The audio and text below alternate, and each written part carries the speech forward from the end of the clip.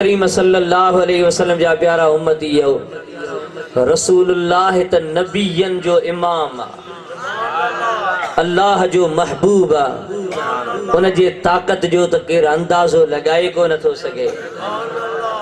मां तव्हां के हजरत गौसे आजम सोहणे जी गाल बुधाया। सोहणे दस्तगीर जो छा फरमाना पान फरमाइन था त लौ कान मुरीदी बिल मशरिक़ व अना बिल मग़रिब फकशफत औरतुहु लसतरतुहा। पान फरमाइन था जे कदे मुझो मुरीद सिज उभरण वारी जाय ते हुजे ऐं मां सिज लहण वारी जाय ते हुजा एतरो विच में मुसाफत जो फर्क हुजे एडी जे कदे दूरी हुजे खुदा न करे उते जे करे मुझे मुरीद जी ओघड़ जाहिर थी पवे। सोने गौसे आजम रज़ी अल्लाह ताला ने फरमायो अख छिंभ में अची करे मां उते उन जे ऐबन ते ढक रखी छडींदो आहियां।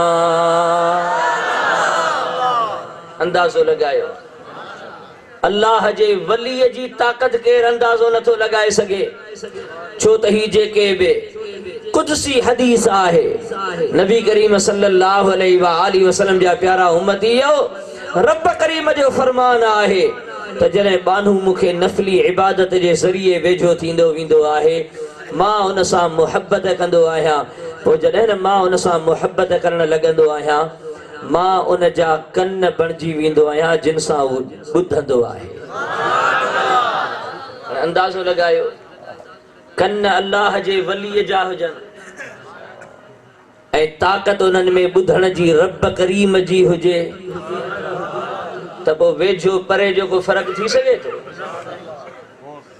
कतई कोन थिए। मुल्ला चवंदा त हितां या रसूल अल्लाह करे सॾु न कयो उते रोज़े अतहर ते भले वञी करे अस्सलातु वस्सलामु अलैका या रसूल अल्लाह चओ पर हितां सलात या रसूल अल्लाह करे सॾु न कयो हितां माज़ अल्लाह या ग़लत ॻाल्हि आहे परे खां सॾु न कयो वेझो वञी करे सॾु कयो।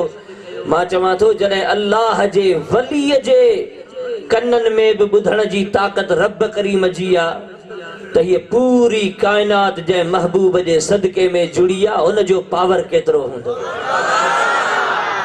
सुभान अल्लाह।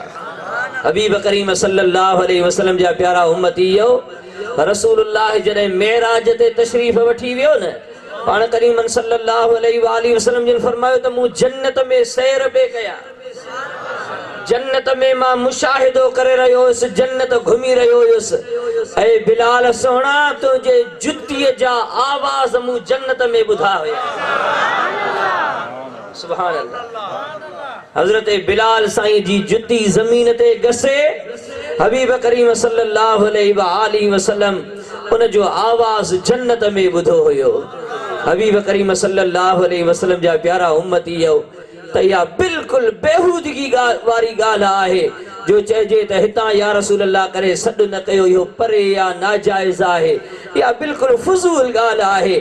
क़ुरान ऐं हदीस में इन जी का बि जाइ कान्हे का।